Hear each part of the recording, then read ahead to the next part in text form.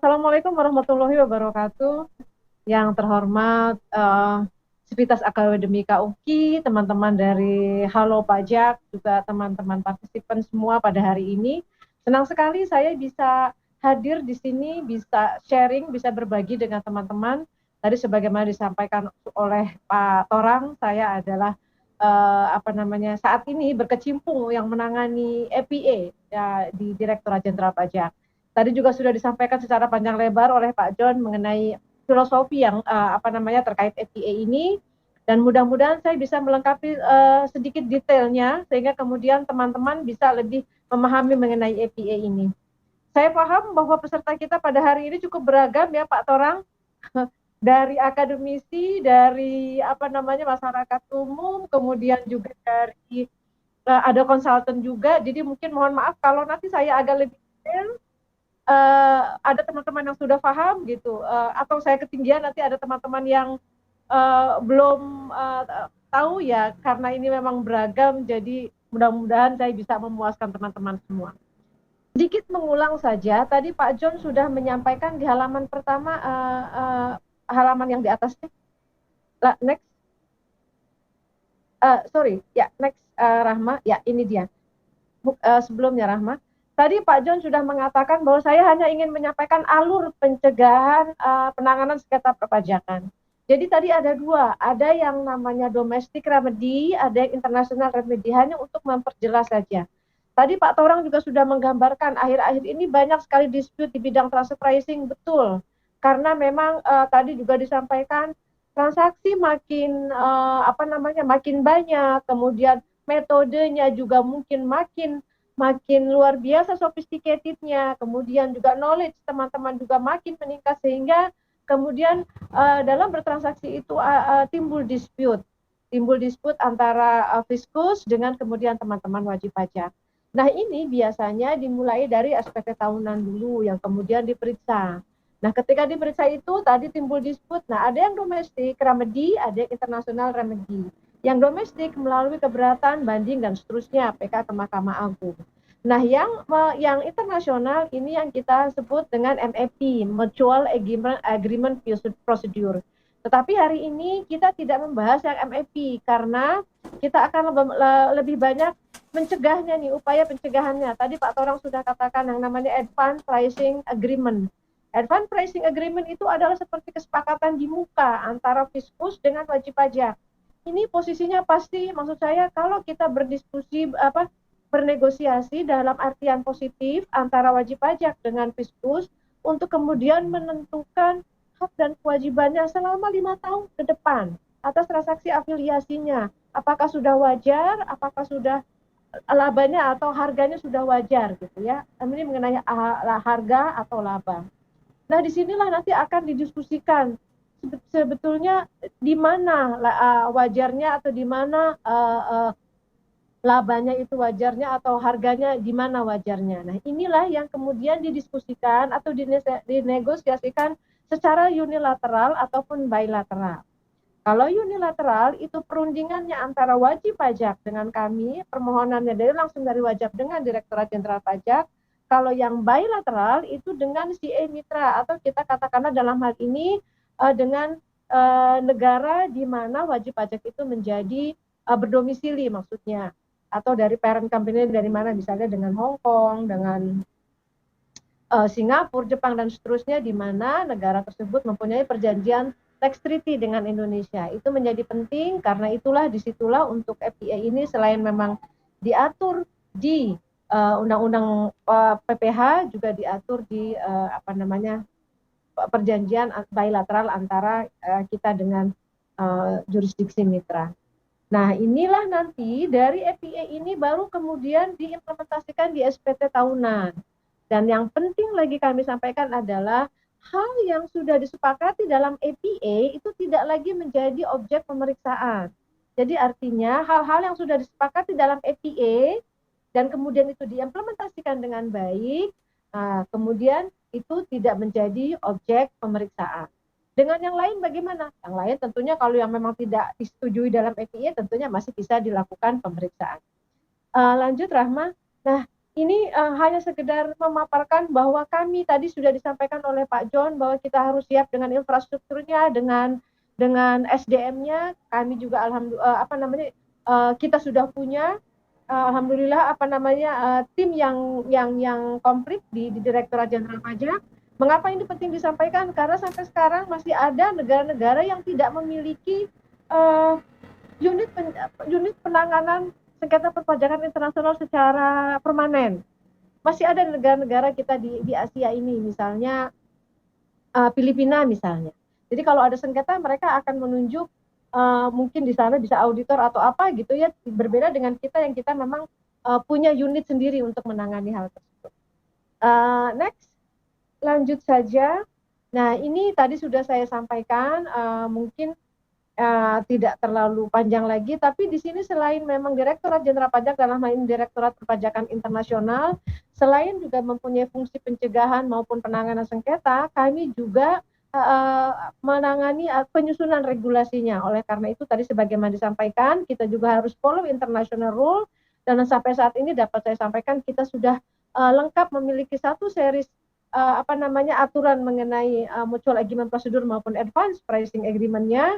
Hanya tinggal satu lagi aturan yang sedang kita bahas gitu ya, satu peraturan Direktur Jenderal Pajak lagi yang saya yakin tidak akan lama lagi kita akan bisa selesaikan. Lanjut. Nah ini tadi tujuan maupun manfaatnya barangkali tidak perlu saya sampaikan lagi karena tadi sudah saya disampaikan dengan jelas oleh Pak John. Langsung saja next Rahma. Nah ini yang ingin juga saya sampaikan adalah bahwa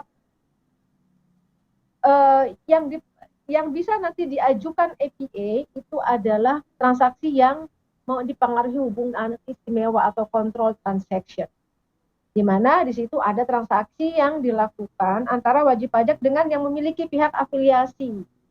Sehingga di sini kita akan lihat apakah transaksi yang dilakukan itu yang mempunyai dipengaruhi hubungan istimewa atau transaksi dengan pihak afiliasinya itu sudah sesuai dengan prinsip kewajaran dan kelaziman usaha atau yang biasa disebut arm's length principle, baik di tingkat harga ataupun di tingkat profitnya. Nah inilah yang diatur dalam PMK 22 tahun 2020. Saya yakin kalau untuk teman-teman konsultan ini sudah tidak asing lagi nih, karena ini sekarang menjadi katakanlah kamus dalam tanda kutip bagi para konsultan untuk terkait prinsip kewajaran dan kelaziman usaha. Karena di sana diatur baik untuk transfer pricing yang domestik dalam artian transaksi afiliasinya dilakukan di dalam negeri maupun transaksi internasional. Ya, di situ bagaimana cara melihat atau cara menentukan apakah sebuah transaksi itu sudah arm's length, sudah wajar, baik dalam penentuan harganya ataupun nanti dalam penentuan labanya diatur dalam PMK 22 ini. Next. Nah, mungkin yang perlu diperhatikan yang menjadi key features dari ketentuan APA di Indonesia ini, sekarang ini kami sudah perbaiki dari ini sebelumnya, ketentuan sebelumnya, sekarang itu ketentuannya menjadi lebih simplified gitu ya, lebih lebih mudah untuk diikuti. Nah ini teman-teman jangan lupa permohonannya itu disampaikan 12 bulan sampai dengan 6 bulan sebelum periode APA dimulai. Jadi ada formnya, tinggal diisi saja, kemudian juga harus sudah menyampaikan menyampaikan transfer TP documentation atau ya transfer pricing documentation 3 tahun pajak sebelum tahun pajak pengajuan APA. Karena apa? Dan maksud saya satu lagi, dan transaksinya juga sudah dilaporkan dalam SPT tahunan 3 tahun sebelumnya. Kenapa ini kami atur? Karena kami juga ingin melihat apakah memang transaksi afiliasi ini benar-benar sudah dilakukan dan dilaporkan. Jadi kalau misalnya baru terjadi tahun lalu transaksi afiliasinya, maka itu tidak bisa diajukan APA, minimal 3 tahun.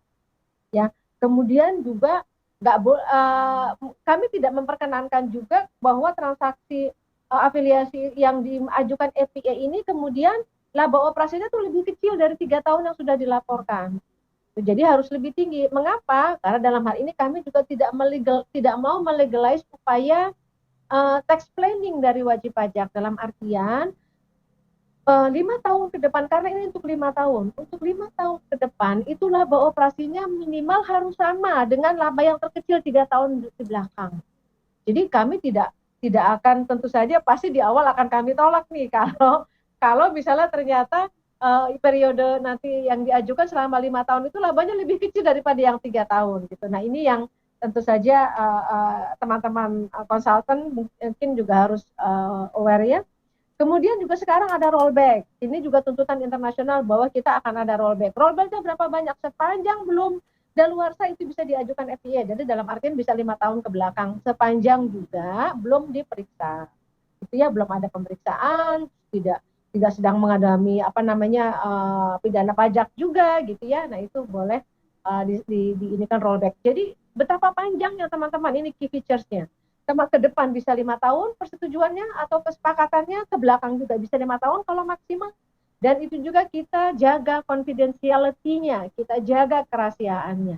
Karena apa? Data-data yang diajukan oleh teman-teman pada saat mengajukan FPA itu tidak akan kami jadikan untuk didasar dilakukannya pemeriksaan ataupun penyidikan. Itu juga kita juga terikat pada aturan confidentiality ini. Lanjut, Rahma. Kemudian mengenai permohonan FPA-nya. Ini permohonan FPA-nya juga sangat mudah. Mungkin saya sampaikan aturannya saja. Silahkan dipelajari lebih lanjut di Per 17 tahun 2020. Setelah tentu itu, ini adalah aturan pelaksanaan dari PMK 22 tahun 2020 tadi. Bahwa ini sangat penting diperhatikan. Selain tadi yang bahwa sudah dilaporkan dalam SPT 3 tahun terakhir, kemudian sudah punya tipidok, tidak sedang disidik, kemudian itu tadi ya sudah dilaporkan, dan bahwa usulan penentuan harga transfernya itu dibuat berdasarkan PKKU. Ini yang tadi ya yang saya katakan bahwa prinsip kewajiban dan kewajaran usaha ini sangat penting untuk diperhatikan. Lanjut, Rahma. Kemudian ini tadi sudah saya sampaikan bahwa usulan harga transfer itu yang berdasarkan PKKU tidak mengakibatkan laba operasi menjadi lebih kecil.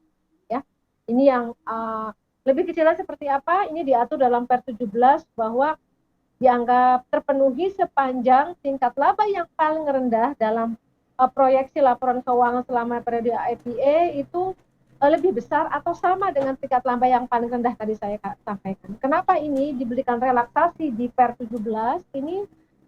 Ini adalah sebagai respons kami juga terhadap situasi COVID ini.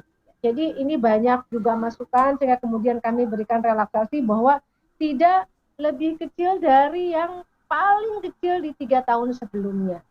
Ini juga untuk lebih memberikan keleluasaan ataupun juga kepastian kepada teman-teman. Nah, tingkat laba yang dimaksud itu apa? Yaitu rasio antara laba sebelum pajak atau penghasilan neto komersial terhadap peredaran usaha, atau rasio antara laba sebelum pajak atau penghasilan neto komersial terhadap total biaya. Nah, ini juga mungkin nih ya teman-teman yang konsultan pasti ini sudah makanan sehari-hari, pasti sudah mengerti. Tetapi mungkin untuk teman-teman yang kalangan akademisi, mungkin ini perlu dibaca secara komprehensif gitu ya, tetapi paling tidak inilah hal-hal krusial yang harus diperhatikan oleh teman-teman. Kemudian terkait perundingannya, next Rahma. Jadi ini kami juga dibatasi jangka waktu karena kami harus menyelesaikan paling lambat 12 bulan setelah kelengkapan FPA itu. FPA ini harus diselesaikan. Kami tidak boleh lebih dari 12 bulan sejak lengkap. Jadi kalau dokumennya harus dilengkapi dalam jangka waktu 6 bulan, kemudian sejak 6 bulan itu kami berundingnya selama 12 bulan. Ini yang untuk yang unilateral. Nah, bagaimana dengan yang bilateral? Kalau yang bilateral antar CA, karena ini kita berunding dengan mitra negara atau jurisdiksi asing, ini kami butuh waktu lebih panjang, sehingga kemudian kalau untuk yang bilateral FTA ini kita sampaikan atau kita selesaikan dalam jangka waktu 24 bulan. Ya, nah ini kami tidak boleh nggak diperpanjang, boleh saja. Ada persyaratannya, sepanjang kalau misalnya diperpanjang itu hal-hal yang krusial itu sudah disepakati, misalnya terkait pemilihan metodenya, kesebandingannya. Kalau TNMM, PLI-nya sudah disetujui, kira-kira bahasa itunya gitu ya. Jadi intinya apa? Intinya yang ingin saya sampaikan adalah jangan sampai ketika kita diperpanjang selama 12 atau 12 bulan atau 24 bulan, terus nggak sepakat juga gitu. Nggak ada titik temu juga, kan percuma ya Pak Torang ya, kita sudah perpanjang gitu, tapi kemudian tidak mencapai kesepakatan. Itulah maka kemudian di per 17 ini atau juga di per 16 juga diatur yang mengenai MAP itu bahwa ketika diperpanjang diperkenankan saja sepanjang memenuhi persyaratan yang sudah ditentukan. Next Rahma, nah ini nanti kesepakatannya seperti apa bentuknya? Bisa jadi sepakat atau tidak sepakat. Sepakatnya apa ya? Kalau misalnya kita sepakat dalam titik tertentu, oh inilah wajarnya. Jadi kalau bicara misalnya arm's length-nya itu di mana, namanya transfer pricing agreement itu apa namanya, kita bicara harga di mana ini yang apa namanya range-nya dari mana, sekian persen sampai dengan sekian persen. Kalau misalnya ketidaksepakatan bisa jadi tidak sepakat itu kalau misalnya ya ternyata yang ditawarkan kepada kami ini terlalu misalnya rendah atau kita tidak mencapai kesepakatan dalam metode harganya, kemudian penerapan metodenya, critical assumption-nya tidak tercapai sepakat, ya bisa jadi bahwa itu tidak mencapai kesepakatan. Next Rahma. Nah, ada satu lagi collateral issue yang harus diperhatikan juga. Ini terutama lagi-lagi saya sampaikan kepada teman-teman konsultan dan juga teman-teman wajib pajak yang mungkin kebetulan hadir di sini. Yang pertama, transaksi afiliasi itu tidak didasari oleh motif ekonomi dalam artian seperti yang saya katakan tadi. Dengan apa namanya tercapainya EPA ini kemudian wajib pajak itu membuat tax planning, bahkan sampai agresif misalnya tax planningnya. Sehingga kemudian dengan dengan segala daya upaya mereka rekayasa atau ada financial engineering sehingga kemudian dengan FTA itu justru melegalkan itu. Ini yang tidak kami sepakati. Oleh karenanya kami juga tidak mau bahwa kalau misalnya yang disepakati dalam periode FTA itu tingkat labanya itu lebih rendah dari 3 tahun sebelumnya. Ini terutama untuk mencegah motif ekonomi di balik itu. Kemudian substansi ekonominya itu beda dengan bentuk formalnya. Misalnya ketika dia mengatakan bahwa saya ini adalah hanya simple distributor atau hanya kontrak manufacturing. Ternyata ketika kita melakukan penelitian atau analisis bahkan sampai ke lapangan, oh itu nggak seperti itu. Ternyata tidak simply distributor, dia melakukan R&D juga, dia melakukan research pasar juga, melakukan fungsi marketing juga. Nah ini yang seperti ini juga biasanya kami tidak setuju atau kami tidak sepakat. Dan itu juga misalnya mengatakan bahwa saya di sini hanya kontrak manufacturing, ternyata dia fully fledged di sini.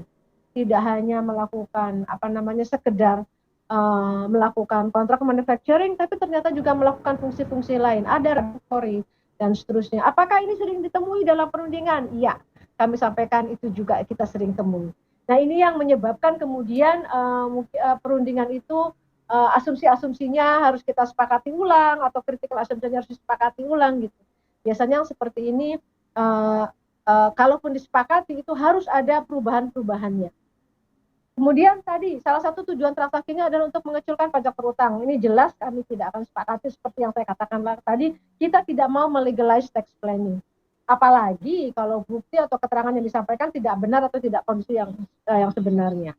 Apakah saya sebagai praktisi dalam hal ini, praktisi yang untuk FTA menemui hal ini? Ya, ada. Ada beberapa kasus kami menemukan ketidaksesuaian dengan ini. Nah, ini yang kita biasanya bicarakan lagi apakah ini disengaja atau tidak gitu ya. Kalau tidak disengaja misalnya ada perubahan di saat-saat terakhir nih terkait data, ya nanti kita bisa bicarakan lagi. Tetapi kalau ini kesengajaan untuk katakanlah menyembunyikan, ya tentu saja kami tidak akan menyepakati APA-nya.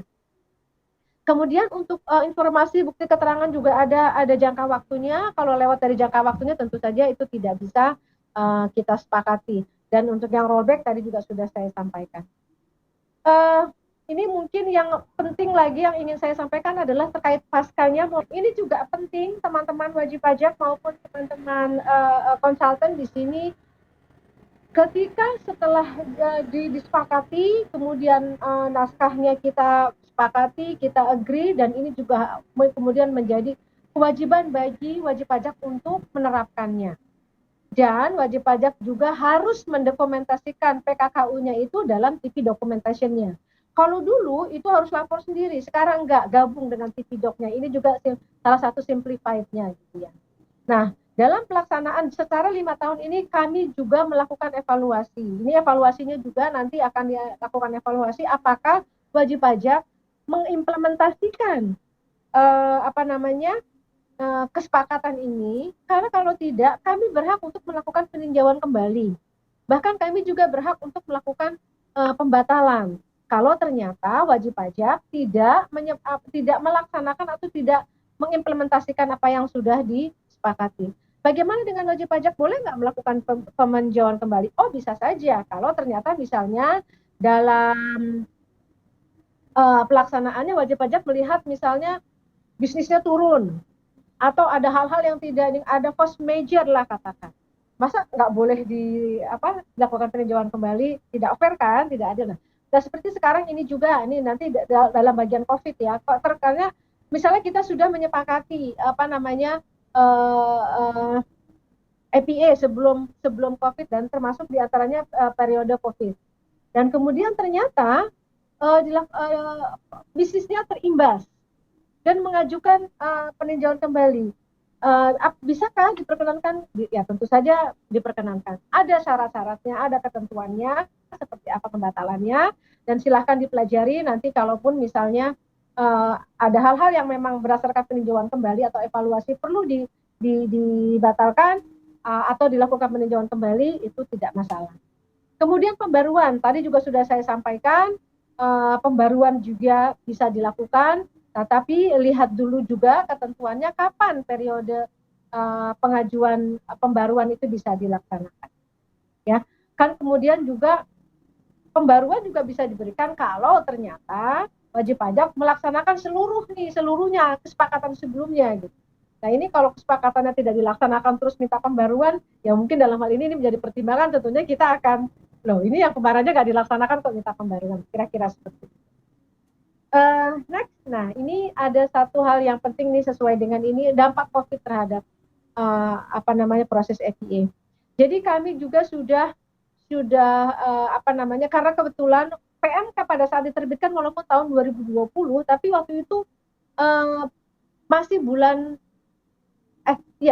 belum FTA COVID-nya belum terjadi lah kira-kira. Sehingga kemudian itu memang tidak kita antisipasi lah. Nah, tetapi kemudian ketika per 17-nya kita terbitkan, kita juga melihat ada situasi yang mungkin bisa kita perbaiki karena COVID ini, sehingga kemudian dalam hal perumahan APA yang diajukan oleh wajib pajak yang usahanya terdampak oleh COVID, maka tingkat laba yang diajukan dalam proyeksi laporan keuangannya itu adalah merupakan tingkat laba hasil penyesuaian pada kondisi normal. Jadi ini sudah kita antisipasi juga di pernya, dan ini juga formulir-formulirnya juga sudah kami siapkan, sehingga wajib pajak yang memang terdampak COVID itu juga bisa melakukan penyesuaian terhadap permohonan FPA-nya. Nah, lanjut, ini ada 2 halaman lagi, saya upayakan bisa seperti yang ini saja ya. Nah, ini ada syarat formal proyeksi labanya terkait COVID ini. Jadi tadi saya katakan bahwa tingkat labanya itu hasil penyesuaian pada kondisi normal. Ini jadi artinya begini, mungkin pricing policy-nya tidak berubah, tetapi karena actual conduct-nya mungkin berubah. Nah, ini bisa dilakukan penyesuaian nih. Dalam kondisi normal, misalnya tingkat labanya seperti ini. Pricing policy-nya disampaikan diterapkan pada kondisi COVID seperti ini. Nah, ini yang coba kita fasilitasi juga di Per 17.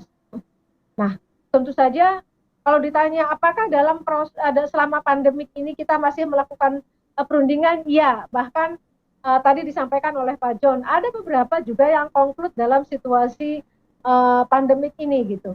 Ada juga mitra jurisdiksi kami yang berkenan melakukan Zoom, jadi kita bisa tatap muka seperti ini gitu ya, melalui Zoom ataupun fasilitas online lainnya, sehingga kemudian kita bisa conclude perundingannya. Tetapi juga ada yang hanya menggunakan by phone, karena ya tidak percaya dengan Zoom ya, nggak apa-apa juga, kita layani juga dengan call conference, dan nyatanya kami juga bisa conclude dengan call conference ini.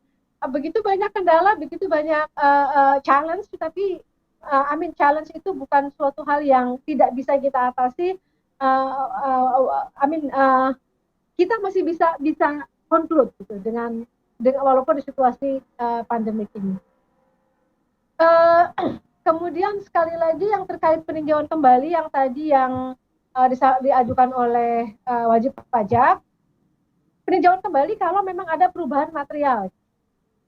Jadi kalau ada perubahan material memang dan wajib pajak merasa bahwa ini kami tidak bisa lagi melaksanakan apa yang sudah disampaikan atau apa yang sudah disepakati dalam FPA sebelumnya, maka kita akan duduk bersama-sama, kita lihat lagi ada nggak Bu yang sini. So far kami sudah menerima satu permohonan yang meminta peninjauan kembali karena COVID ini. Dan ini juga kita terima dan kita diskusikan lagi. Ya, ini last but not least, ini histori penyelesaian UAPA, Bapak UAPA itu unilateral, Bapak bilateral. Jadi saya mungkin fokus di tahun 2020 saja. Untuk yang unilateral memang kami tidak menerima permohonan yang cukup banyak gitu ya, mungkin karena COVID ini, tetapi yang selesai itu melebihi dari yang diajukan ya. Ini pasti dari dari inventory tahun sebelumnya. Ini kalau yang UAPA. Tapi kalau yang bilateral di tahun 2020 justru permohonan juga tetap banyak. Masih tinggi permohonannya, masih di atas 10 gitu ya permohonan yang masuk, walaupun penyelesaiannya itu baru 4. Nah, ini bukan karena produktivitas yang kurang, tetapi memang karena memang jangka waktu, apalagi kalau misalnya yang diajukan tahun 2019 itu kan tahun 2020 masih belum jatuh tempo lah katakanlah, yang diajukan tahun 2011 baru tahun 2021. Sedangkan untuk tahun 2020 memang harus diselesaikan di tahun 2018 maksud saya harus diselesaikan di tahun 2020, tetapi tentu saja ini juga tidak menutup kemungkinan untuk diperpanjang kalau memang itu bisa dimungkinkan atau sesuai dengan persyaratan yang ditetapkan. Pak Torang, itu yang bisa saya sampaikan. Mohon maaf kalau saya melewati waktu 20 menit sebagaimana yang ditetapkan tadi. Mudah-mudahan ini bisa memberikan manfaat buat kita semua. Terima kasih.